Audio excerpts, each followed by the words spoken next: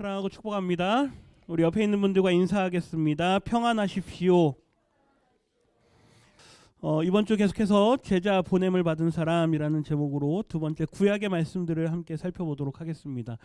지난주에 제자됨의 의미가 뭐냐라고 해서 두 가지 의미를 드렸습니다. 첫째는 부름을 받은 사람이다. 그래서 이것은 소명을 이야기하죠. 그 다음에 두 번째로는 보냄을 받은 사람이다. 이것은 사명을 이야기합니다. 그래서 우리 모든 성도는 특별히 예수 그리스도의 제자로 부름받은 우리 모두는 소명을 가진 사람이고 더 나아가서 사명을 가진 사람들이다. 저를 한번 따라해 주시겠습니까? 나는 소명이 있는 사람입니다.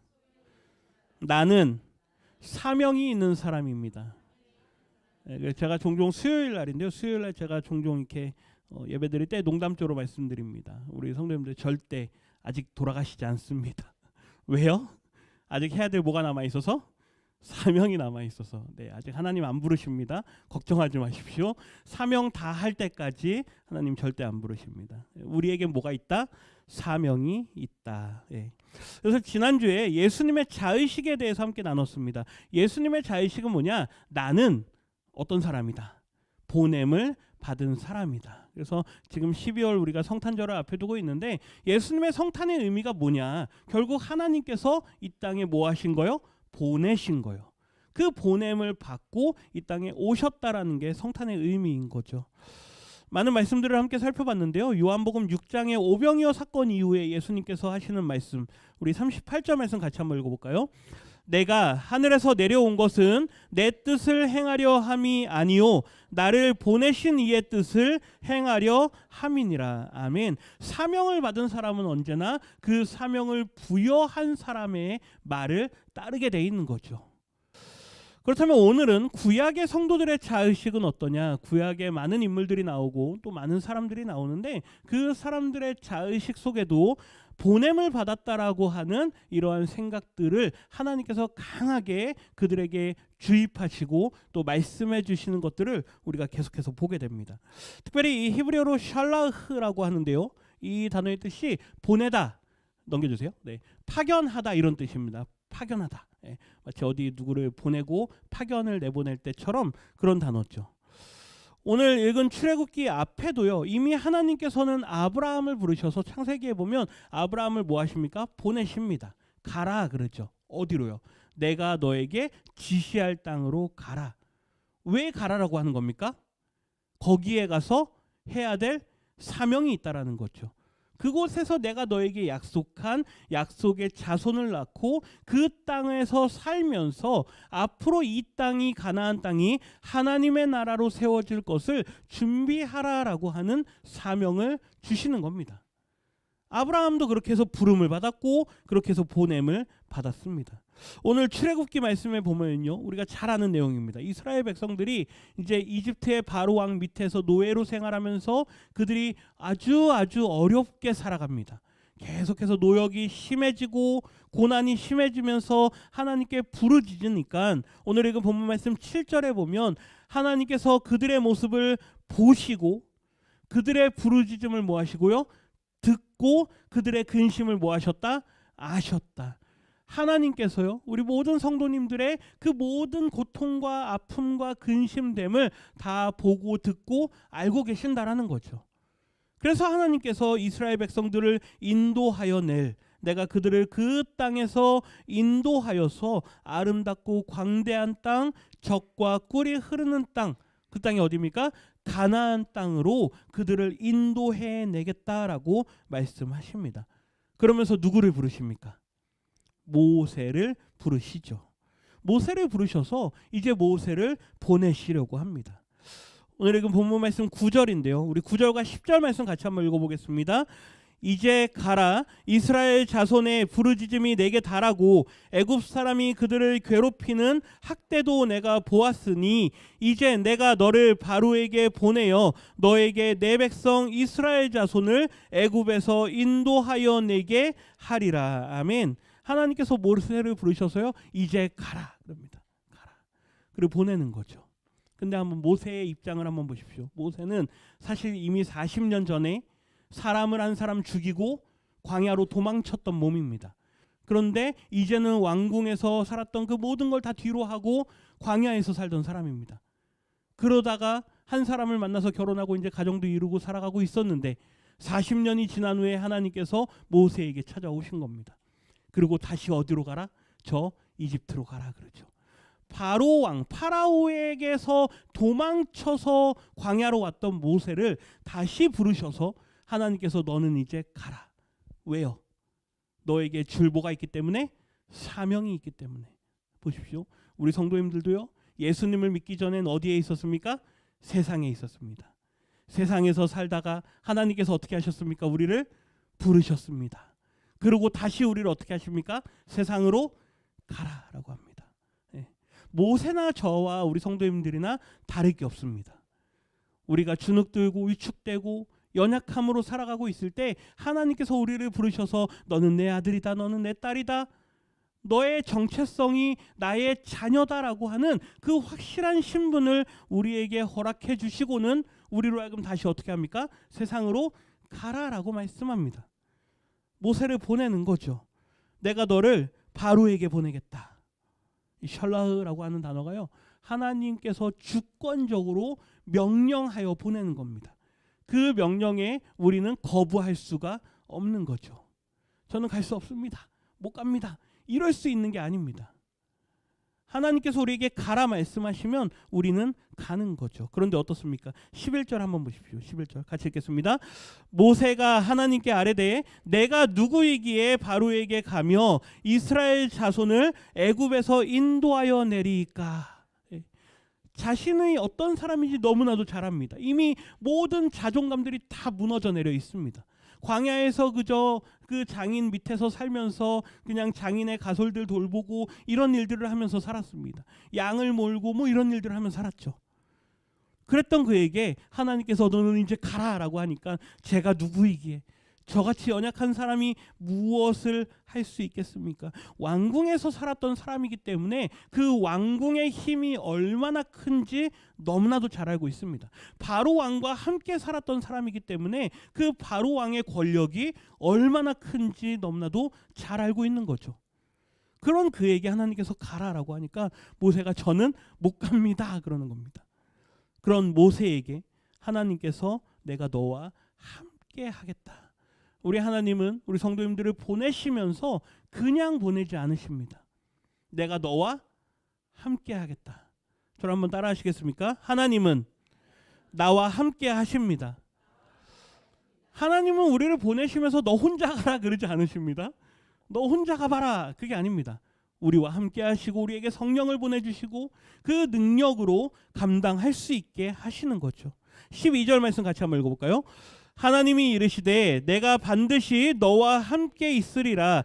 내가 그 백성을 애굽에서 인도하여 낸 후에 너희가 이 산에서 하나님을 섬기리니 이것이 내가 너를 보낸 증거니라. 아멘. 내가 반드시 너와 함께 있으리라. 우리와 함께 하겠다라는 그 하나님의 약속이 우리를 세울 수 있다라는 것입니다. 우리는 스스로 일어날 수가 없습니다. 주저앉아 있는 우리에게 한번 일어나 봐라 한다고 해서 일어날 수 있겠습니까? 아니요. 하나님께서 내가 너와 함께 하겠다, 내가 너를 끝까지 지키겠다 라고 말씀하실 때 우리는 일어날 수 있게 되는 거죠. 모세가 계속해서 하나님께 저는 할 수 없습니다. 내가 그들에게 가서 뭐라고 해야 됩니까? 제가 이스라엘 백성들에게 가가지고 말한다고 그들이 내 말을 듣겠습니까? 라고 하니까 14절에 보면 하나님께서 스스로 있는 자가 나를 너희에게 보냈다 하라. 이 말에 주목하셔야 됩니다. 하나님께서 너를 뭐했다? 보냈다. 하나님께서 보냈다라는 걸 이 모세에게 각인시켜 주십니다. 너는 너가 스스로 가는 게 아니다. 누가 보내는 거다? 하나님께서 보내시는 거다. 우리를 보내시는 분은 누구입니까? 하나님이십니다. 계속해서 모세가 내가 뭐 어떻게 합니까? 그러니까 하나님께서 계속 이어서 15절에 보면 나를 너희에게 보내셨다 하라. 그런데 그 상반절에 보면요, 하나님에 대해서 이야기를 하면서 이스라엘 백성들의 조상들 이야기를 합니다. 아브라함의 하나님이요, 이삭의 하나님이요, 야곱의 하나님, 이 이름을 이야기하면 이 이스라엘 백성들은 어떨까요? 우리 조상들, 그렇죠? 우리 아브라함, 우리 이삭, 우리 야곱. 그 이름들을 들으면서 친숙함을 느끼게 되고, 아, 너를 보낸 분이 그 하나님이라고, 우리와 다르지 않구나라는 그 동질성을 느끼게 되는 거죠. 그러면서 하나님께서 나를 너희에게 보내셨다 하라라고 말씀하는 것입니다. 하나님은 우리를 보내시기를 원하시는 줄 믿습니다. 오늘 모세를 하나님께서 보내시는데 모세만 하나님께서 그렇게 보내시느냐? 아니요. 뭐 성경의 뒤에 이야기들을 다 아시기 때문에 제가 뒷얘기를 하지 않습니다. 하나님께서 모세를 보내시는 그 장면만 한번 주목해 보십시오. 연약한 그를, 두려워하고 있는 그를, 그에게 하나님께서 내가 너와 함께 하겠다라고 하는 이것이 하나의 구약 성경의 패턴으로 등장하기 시작합니다. 한번 보십시오. 이스라엘 백성들의 민수기 13장에 보면 이제 정탐을 하게 됩니다. 가나안 땅이 어떤 땅이냐? 모세를 통해서 가나안 땅을 들어가게 될 텐데 하나님께서 모세에게 너는 저 12지파에서 각각 청년들 한 사람씩을 불러서 가나안 땅을 미리 한번 정탐을 보내봐라 라고 해서 12명의 정탐꾼을 보냅니다. 그리고 그들이 가서 정탐을 다 하고 오죠. 그리고 그 땅에 자라고 있는 열매를 막 짊어매고 옵니다. 그곳은 정말로 대단한 곳이고, 네, 젖과 꿀이 흐르는 땅이고, 그곳에 사는 사람들은 기골이 장대한 사람이고 아주 땅도 좋고 기름집니다. 그런데 우리가 거기에 가면 우리는 다 잡아 먹힐 겁니다. 그 사람들은 아주 두려운 사람들이고 전쟁에 능한 사람들이고 우리가 그 사람들과 견주어서 싸워서 이길 수가 없는 곳입니다. 이 보고를 들으니까 이스라엘 백성들의 마음이 어떻습니까? 다 녹아내립니다. 두려워하고 사람들이 울부짖고 난리가 납니다. 그런 그들에게 한 사람이 나타나서 이렇게 이야기를 하죠. 우리 민수기 14장 6절인데요. 우리 7절까지 말씀을 같이 한번 읽어봅니다. 그 땅을 정탐한 자 중에 눈의 아들 여호수아와 여분네의 아들 갈렙이 자기들의 옷을 찢고 이스라엘 자손의 온 회중에게 말하여 이르되 우리가 두루 다니며 정탐한 땅은 심히 아름다운 땅이라. 아멘. 사람들이 막 울부짖고 우린 다 죽었다. 왜 우리를 여기 있고 데리고 와가지고 우리를 여기서 죽게 하느냐? 저 땅에 들어가면 우리는 죽을 텐데 왜 우리가 여기서 죽어야 되느냐? 사람들이 막 그러고 있을 때 이 여호수아와 갈렙 두 사람이 옷을 찢는다라는 건 화를 낸다는 이야기입니다. 견딜 수 없는 분노가 일어났다는 이야기죠. 그러면서 저 땅은 심히 아름다운 땅이다. 그렇게 말한 후에 이렇게 말합니다. 8절인데요. 여호와께서 우리를 뭐하시면 기뻐하시면 우리를 뭐하실 거다. 그 땅으로 인도하여 들이실 거다. 그 땅을 우리에게 주시리라. 이는 과연 젖과 꿀이 흐르는 땅이니라. 하나님께서 기뻐하시면 우리를 그 땅으로 보내실 건데 왜 눈에 보이는 모습을 보면서 두려워하고 겁에 질려 있습니까? 하나님을 왜 믿지 않으십니까? 라고 사람들에게 이야기를 하죠. 우리 9절 같이 읽겠습니다. 다만 여호와를 거역하지는 말라. 또 그 땅 백성을 두려워하지 말라. 그들은 우리의 먹이라. 그들의 보호자는 그들에게서 떠났고 여호와는 우리와 함께 하시느니라. 아멘. 여호와는 우리와 뭐 하신다고요? 함께 하신다고요. 우리를 보내시는 하나님이 우리와 함께 하시기에 아무리 두렵고 떨림이 우리에게 있다 할지라도 우리는 두려워할 이유가 없습니다. 위에 보세요. 여호와를 뭐 하지 마라? 거역하지 마라. 보내시는 분의 명령을 우리는 따라야 되는 줄 믿습니다. 하나님께서 가라 그러면 가는 겁니다. 너희는 세상으로 가라 그러면 가는 겁니다. 세상으로 가서 세상과 동화돼서 그들과 똑같은 모습으로 살라 그게 아니고요. 그곳에 가서 성도의 모습으로, 제자의 모습으로, 하나님 나라의 백성의 모습으로 살아라 라고 하면 우리는 그 모습으로 살아가야 되는 줄 믿습니다.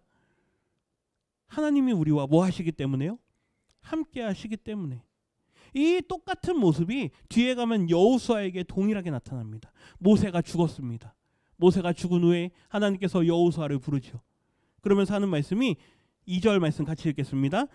내 종 모세가 죽었으니 이제 너는 이 모든 백성과 더불어 일어나 이 요단을 건너 내가 그들 곧 이스라엘 자손에게 주는 그 땅으로 가라. 뭐 하라고요? 가라라고요. 하나님께서는요 계속해서 뭐 하십니까? 보내십니다. 여호수아는 굉장히 두려워하고 있었습니다. 우리의 지도자 모세가 죽었는데 이제 어떻게 해야 되나? 어떻게 해야 되나? 막 그러고 있을 때 하나님께서 여호수아에게 모세가 죽었으니 이제 너가 내 백성을 이끌고 가라. 우리에게 명령하시는 거죠. 하나님이 그러면서 모세에게 동일하게 여호수아에게 뭐라고 말씀하실까요? 내가 너와 함께 하겠다. 우리 6절 말씀 7절까지 같이 읽습니다. 강하고 담대하라. 너는 내가 그들의 조상에게 맹세하여 그들에게 주리라 한 땅을 이 백성에게 차지하게 하리라. 오직 강하고 극히 담대하여 나의 종 모세가 내게 명령한 그 율법을 다 지켜 행하고 우로나 좌로나 치우치지 말라. 그리하면 어디로 가든지 형통하리니. 여기까지 먼저 봅니다. 모세 때와는 조금 다릅니다. 모세는 하나님을 처음 경험하는 사람이었습니다. 그렇기 때문에 그가 두려워하고 있을 때 하나님께서 사인도 보내주시고 지팡이 있느냐 던져봐라, 꼬리를 잡아봐라, 막 뱀이 되고 막 이런 모습들 있잖아요. 하나님께서 사인도 보내주시고 모세에게는 많은 걸 보여주십니다. 홍해도 갈라주시고 이스라엘 백성들도 하나님을 처음 경험하기 때문에 그들에게 많은 것들을 보여주셨습니다.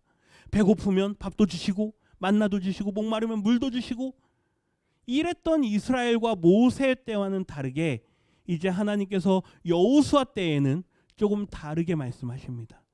너에게는 말씀이 있지 않느냐. 모세 때는 처음이었기 때문에 그들에게 직접 사인들을 보여줬는데 이제 너의 때는 내가 모세를 통해서 너에게 준 말씀이 있지 않느냐. 그 말씀을 따라 행하라. 나를 사랑하는 마음으로 내가 너에게 준, 우리가 제자는 지키는 사람이라 그랬습니다. 하나님을 사랑하는 마음으로 그 말씀을 따라 살아가라라고 하는 그 명령을 더해 주시면서 9절입니다. 9절 같이 읽겠습니다.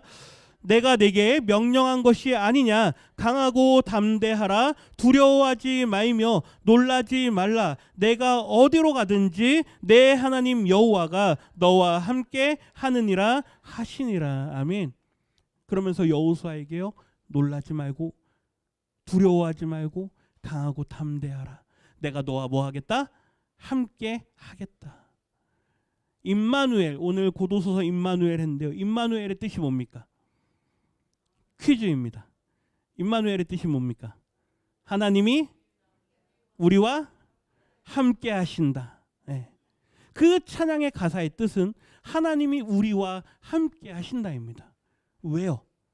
그렇게 하기 위해서 우리 가운데 오셨기 때문에. 그리고 그분께서 우리를 보내실 때, 나중에 다음 주에 보겠지만요, 마태복음의 마지막에 예수님께서 제자들을 보내실 때 내가 너희와 뭐 하겠다? 함께 하겠다 말씀하십니다. 네.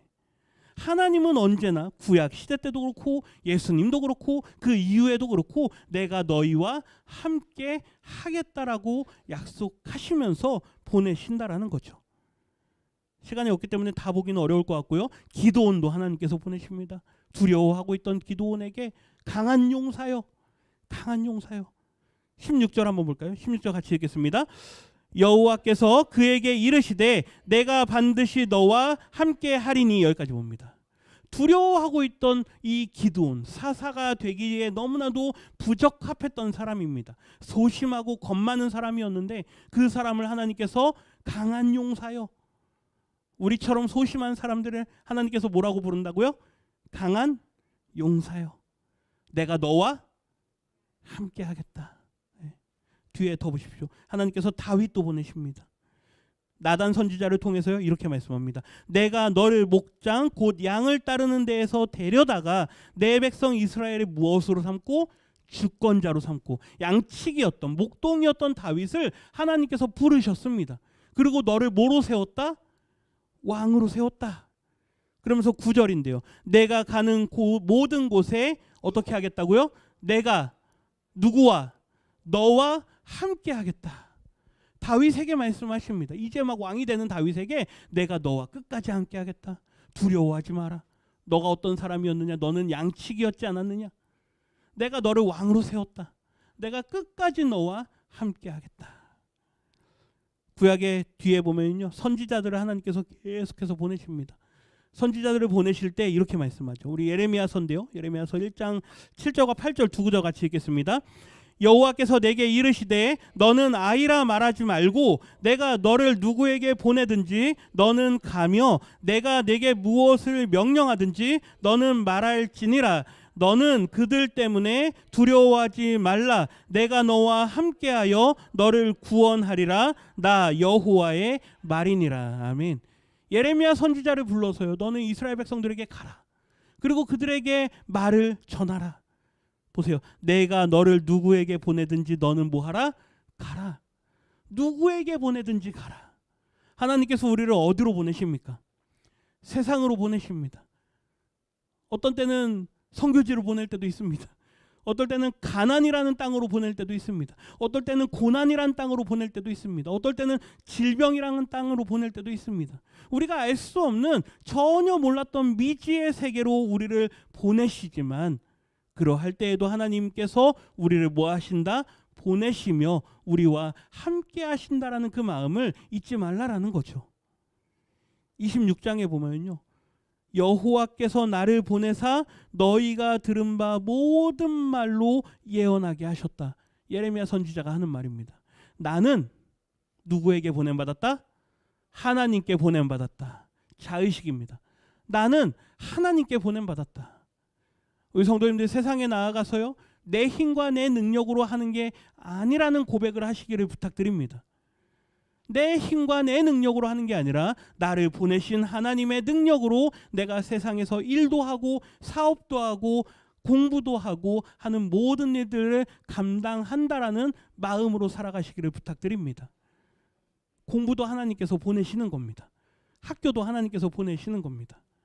내 힘으로 하는 게 아니죠. 모든 걸 하나님께 맡겨드리고 하나님 나와 함께 하시겠다 약속하신 그 약속을 믿고 하나님을 따라가는 겁니다. 그러니 직장에서 하는 게 너무 힘들고 너무 괴로울지라도 하나님, 이곳이 하나님께서 나를 보내신 곳이라면 내가 잘 감당할 수 있는 지혜와 힘과 용기를 허락해 주십시오. 또 하나님께서 때가 되면 또 보내실 겁니다. 또 옮기실 겁니다. 하나님께서 원하시고 내가 있어야 할 곳이 이곳이라면 나를 적절한 곳으로 보내시는 분이 하나님이신 거죠. 그 하나님을 믿고 따라가시기를 부탁드립니다. 에스겔 선지자에게도 동일하게 하나님께서 말씀하죠. 나를 배반하는 자에게 너를 보낸다. 하나님께서 셜라흐, 너를 보낸다. 너는 나의 사명자가 되어라. 17절 말씀 같이 읽어볼까요? 17절입니다. 인자야, 내가 너를 이스라엘 족속의 파수꾼으로 세웠으니 너는 내 입의 말을 듣고 나를 대신하여 그들을 깨우치라. 나를 대신하여 그들을 깨우치라. 그들이 스스로 알 수 없기 때문에 누군가는 가서 하나님의 말씀을 전해야만 한다라는 것입니다. 나를 그곳으로 보내신 이유는 누구의 말씀을 전하라고요? 하나님의 말씀을 전하라고, 하나님의 사랑을 전하라고, 하나님의 은혜를 끼치라고. 내년도 보여 우리를 통해 그 일 행하소서. 우리를 통해서, 나를 통해서 하나님의 그 일을 이루시도록 우리를 하나님께 맡겨드려야 될 줄 믿습니다. 그렇기 때문에 나는 없습니다. 다음 주에 사도 바울의 고백들을 보겠지만 하나님 앞에서 나는 없습니다. 나는 없습니다. 나를 통해 그분의 일이 이루어지기를 원합니다. 우리의 인생을 하나님 손에 한번 맡겨드려 보십시오. 하나님께서 나를 사용하시면 얼마나 더 크게 사용하실 수 있는가. 이걸 경험하는 삶이 믿음의 삶인 줄 믿습니다. 늘 이걸 경험하시면서 살아야 되죠. 오늘 구약 성도들의 자의식을 한번 살펴봤습니다. 나는 뭐 했다? 보냄을 받았다. 나는 보냄을 받았다. 하나님은 우리를 보내십니다. 이제 이번 주 우리 성도님들 다시 한번 세상으로 나가실 겁니다. 지난 한 주간의 삶이 어떠셨습니까? 폐잔병처럼 사셨습니까? 한 주간 지치고 고나요. 그렇죠? 얼마나 힘들고 괴로웠습니까?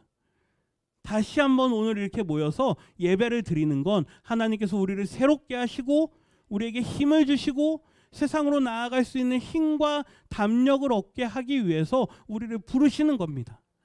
여기서 끝이 아니에요. 오늘 이 은혜 받았으니까 이제 끝. 그게 아닙니다. 그 은혜를 가지고 어떻게 해요? 세상으로 나아가는 겁니다.